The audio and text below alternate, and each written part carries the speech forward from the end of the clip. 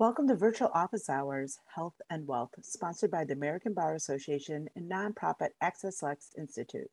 The Virtual Office Hours series connects you with experts to help you thrive as a law student and prepare for life after law school. We're excited to have Derek Brainard with us today. Derek is a U.S. Navy veteran and Director of Financial Education at the AccessLex Center for Education and Financial Capability. He has worked in both the private financial services sectors as a licensed financial advisor and in higher education as financial literacy coordinator at Syracuse University, where he also completed his MBA. His financial writing and commentary have been featured via U.S. News and World Report, MSN Money, NBC News, and USA Today. Derek, we'll turn things over to you. Thank you so much for having me. It's a pleasure to be here to talk with you all about this important topic. And this is really in support of law student mental health being a focus this month.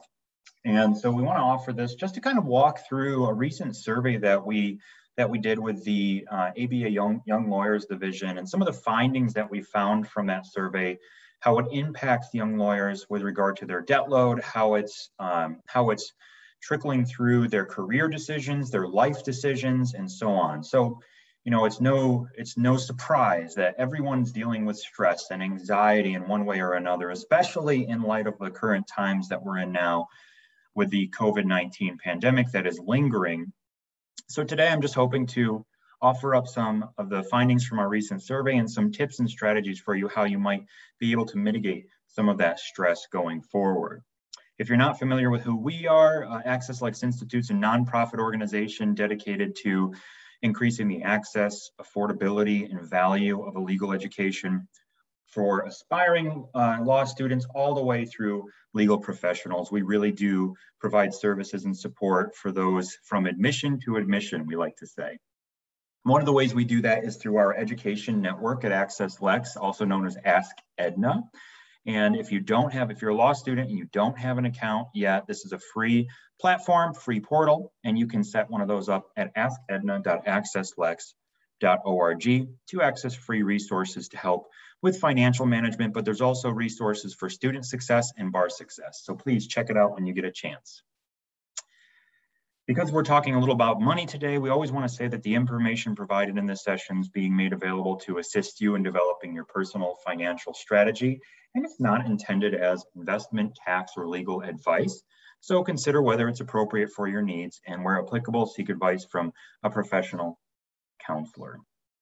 So let's start off with the impact of student loans on attorneys. And as I said earlier, you know, it's no surprise that law school is an investment. It's a very large investment, and that borrowing for that investment is a financial reality for the majority of attendees. So we launched a survey in cooperation with ABA Young Lawyers Division, and we did some analysis on their findings where they interviewed over 1,300 young lawyers who were within, you know, a decade out of graduating and working as lawyers.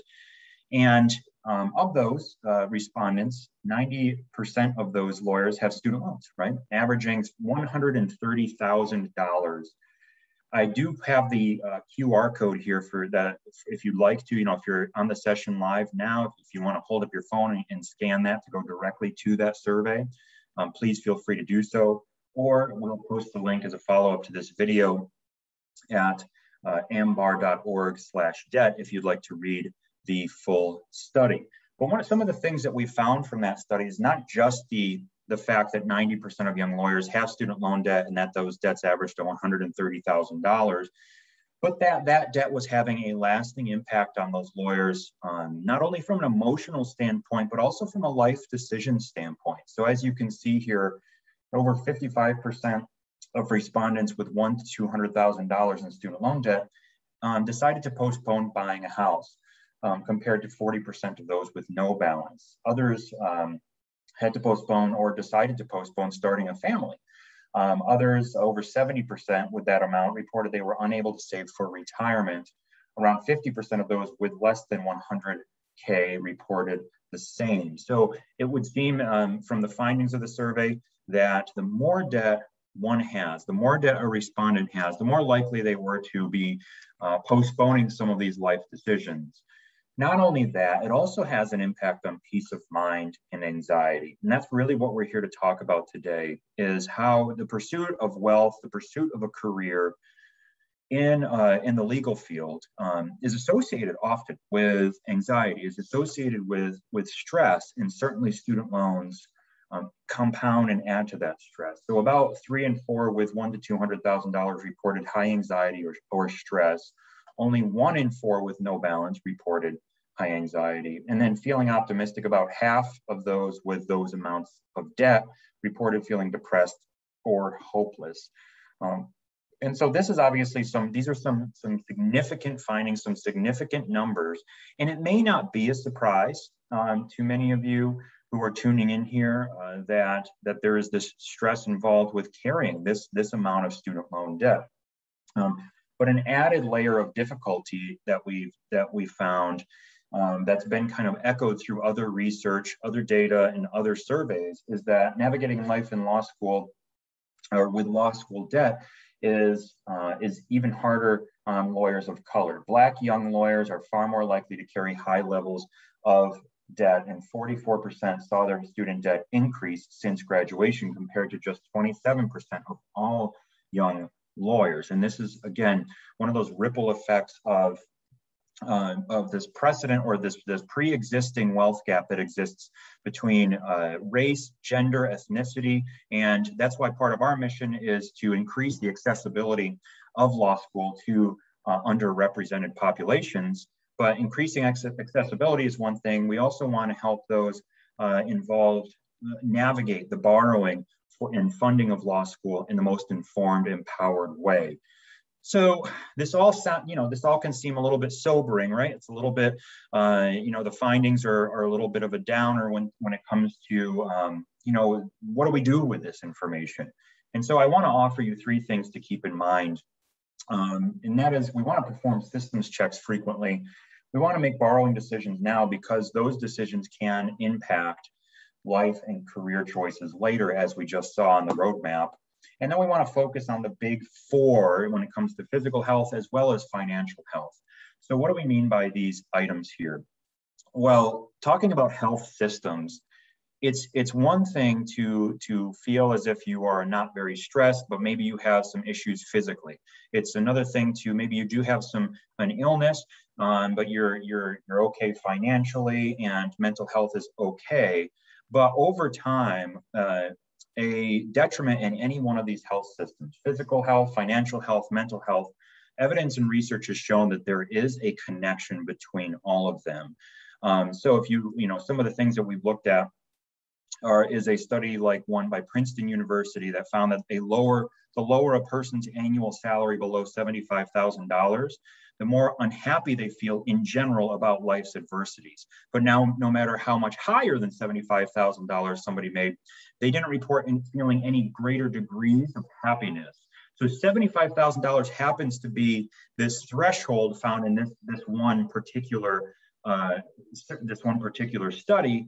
And it also just so happens to be the median starting salary for lawyers across all sectors. So that's happiness, emotional, mental health linked to income in that example.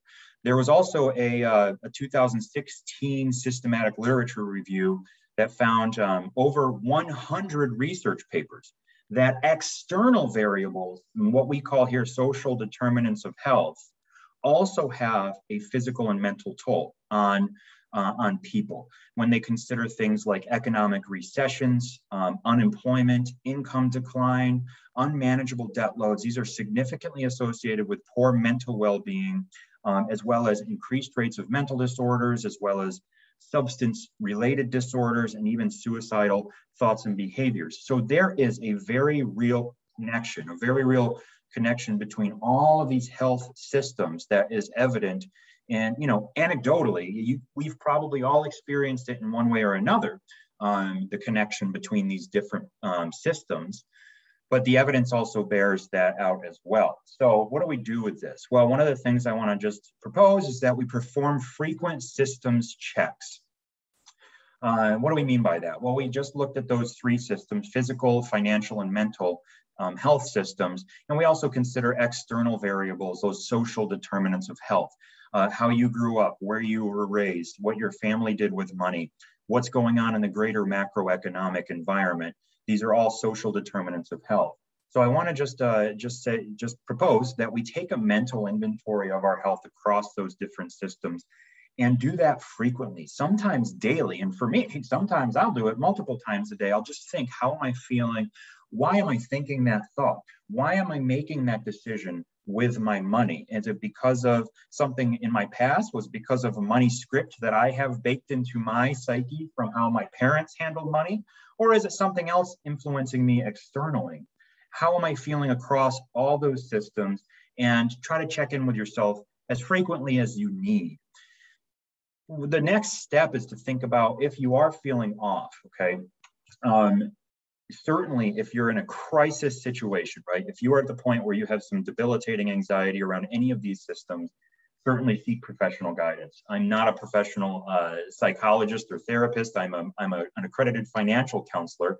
But if you have issues in your mental health, in your physical health, make sure you seek out professionals. That's why they're there, and just know that you're not alone. On the financial side, we are here to help. You can lean on us for sure. We have an Access Connects financial helpline that you can call, and that's a free service. You can use it as many times as you need, and I'll provide the number and the website for that at the end of today's session. But as part of this process is I identify the triggers that kind of cascade into symptoms that you feel around anxiety when it comes to whether it's financial, whether it's mental, whether it's physical. The more we can identify those things and start to build awareness around them, the more we can speak them to professionals and walk through those things, or try to develop systems in our day-to-day walk where we can mitigate the impact of that cascade. And so one of the things we want to remember to keep in mind is that borrowing decisions today do impact life and career choices later, right? We saw that in the roadmap from the debt survey. And so the biggest key to success here, to feeling control, to lower stress, is to understand that the financial aid award amount that you get from your law school is not necessarily the amount that you have to borrow. I know it's so easy to say, okay, so how much can I borrow? Sign and take the loans. And that's one way that we can, at the end of law school, come out with an amount of debt that we are a little surprised by if we're not building sensitivity to the amount of debt that we're borrowing strategically every semester. So what does this mean? How can we really take control of this?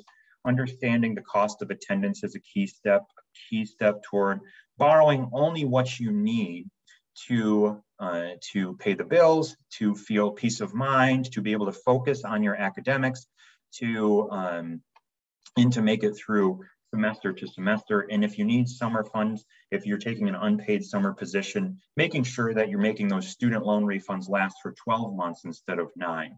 So understanding cost of attendance is a big piece of this. And every law school's cost of attendance is different, but just remember, this is the number that they estimate for you so that you can borrow up to it, not only to pay the tuition and fees on the left side of the screen here in direct costs, but also to pay for your living and other expenses and the indirect side. And that's food and rent, transportation. So think about those categories that you can focus on in making big decisions around saving what you need to borrow each semester. Those are really shelter, food, transportation, and shelter, food, transportation, clothing, right? These are the things that you can make big decisions in and still maybe be able to, buy that coffee every morning that gives you that sense of joy and an anchor throughout the day. I want you to think more about those big ticket items. What can you be doing? Is it whether it's getting a roommate, making a meal plan, and so on and so forth. So remember, shelter, transportation, food, clothing, these are really the big areas that we can really move the needle in terms of, okay, you know what, if I make a couple of these strategic decisions, I may be able to not borrow $100 a month of what I could borrow, or $200 a month. And that may not sound like a lot compared to your total cost of attendance, but over 3 years, that savings can really add up.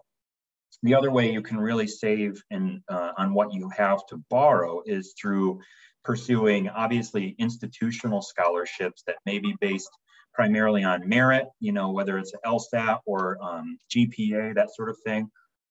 Or you can pursue external scholarships. And so one of the tools I want to give to you all here today is the AccessLex Law School Scholarship Databank. The URL is accesslex.org/databank. And this is where we put together over 800 scholarship and writing competitions specifically for law students that you can filter through, find the ones that you're eligible for, and apply as for as many as you can, because at the end of your legal education, whatever ones you win go directly towards your need for your financial aid or your tuition and fees, your living expenses if they're refundable.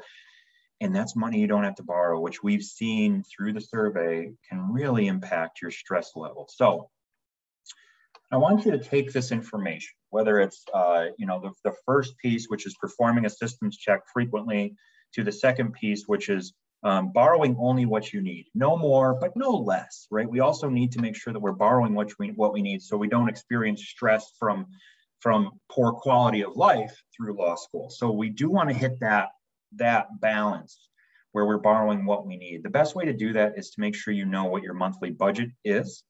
And we're certainly available to help you with that through the Access Connects line as well. If you're at a Max participating school, Max is the personal finance program for law students. That would be through Max Coaching. We're certainly available to help you build that budget and just grow your awareness about what do you actually need? Do you need to take the full cost of attendance, or can you get by on less?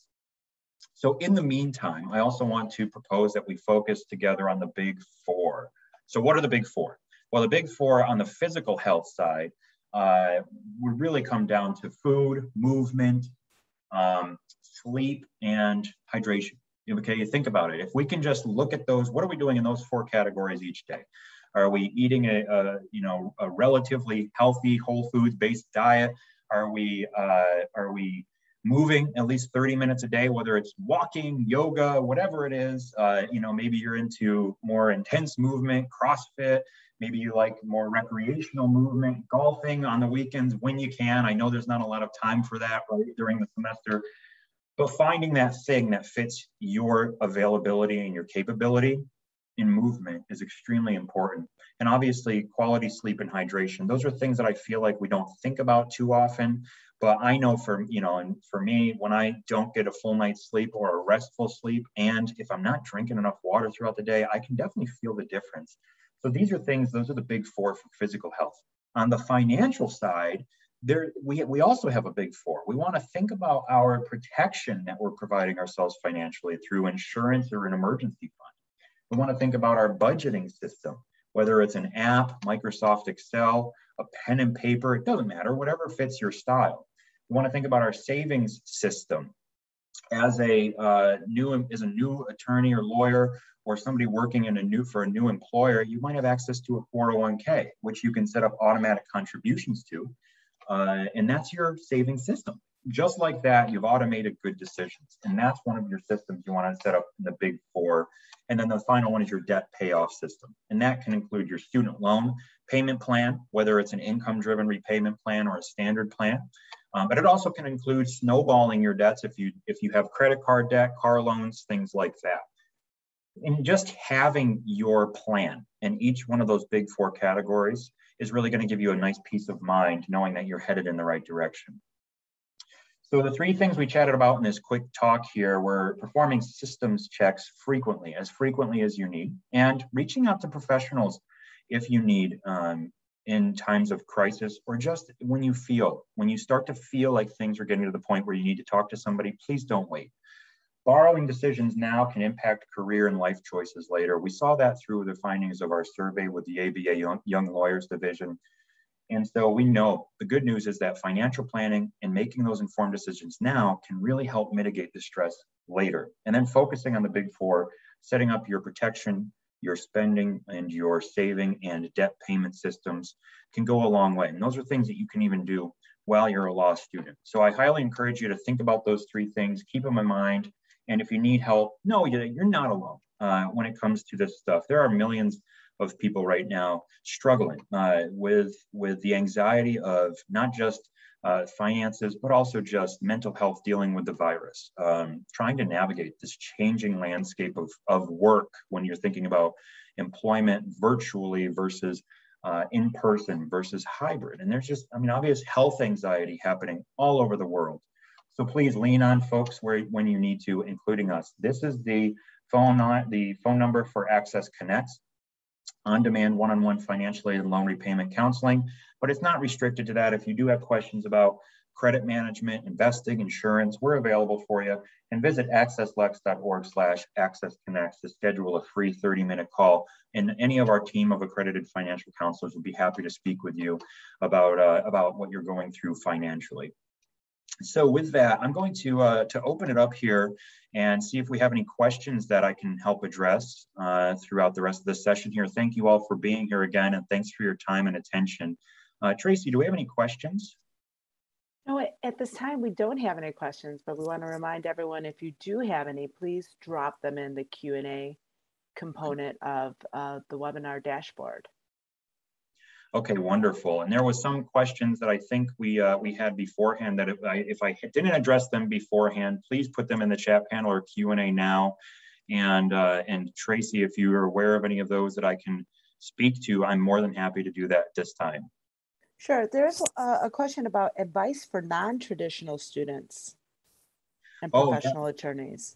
Yeah, so this is different. So law students are so interesting because they range from traditional full-time attenders all the way through non-traditional, which really is an umbrella term for anything else, right? It can be a parent who is attending part-time. It can be somebody who has a full-time career that's attending at night. It can be anything along those lines. And so for those folks, you know, you're dealing with a different sometimes set of stressors than somebody who's a traditional student. Certainly it can mean career stress, it can mean family stress, it can mean different kinds of financial stress, right? If you have a mortgage or if you have other financial obligations that maybe some traditional counterparts may not yet be shouldering.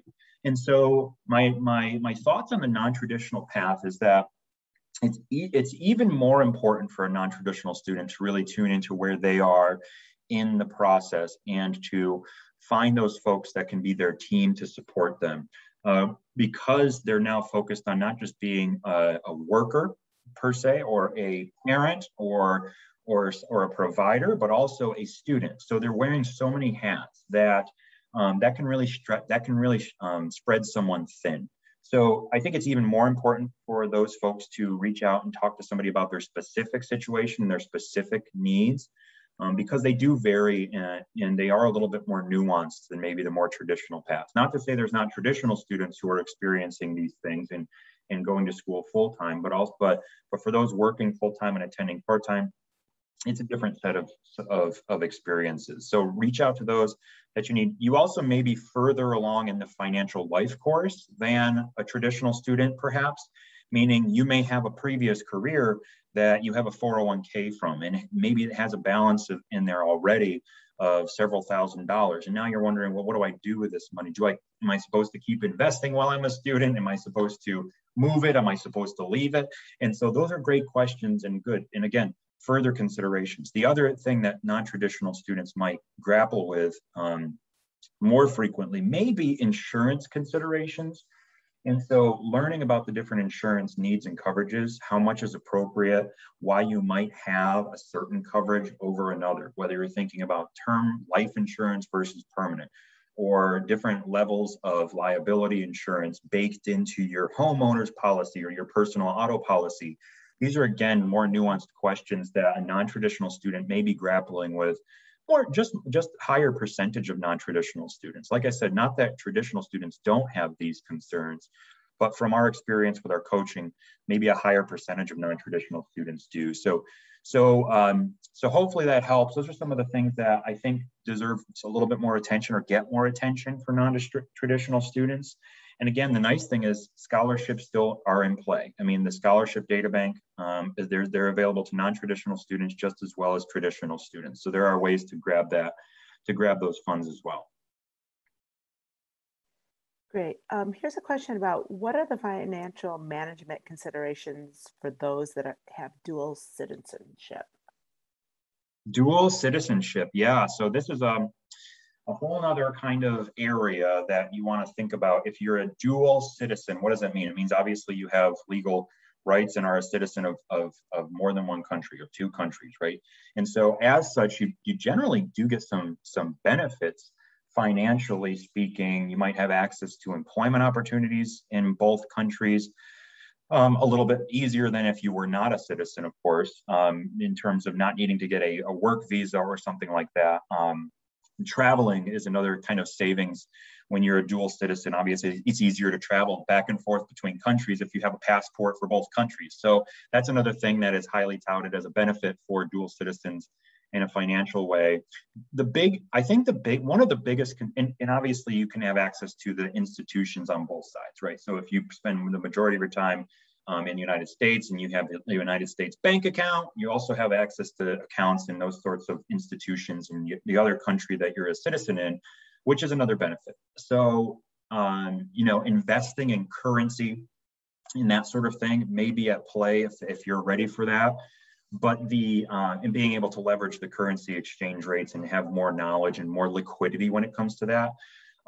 But by and large, one of the biggest considerations for dual citizens that I've seen is on the taxation level, whether they are prone to or open to double taxation on employment, is a big question. So if you're a dual citizen and you're working, you really want to work with an accountant who knows the taxation codes for the country that you're working with, but also can help you navigate the codes for your other country of citizenship. Meaning, so for example, if you're a dual citizen and the United States does have some benefits for those working in another country where they may not have to be taxed here as well on that income. So those are things you want to think about from a taxation standpoint.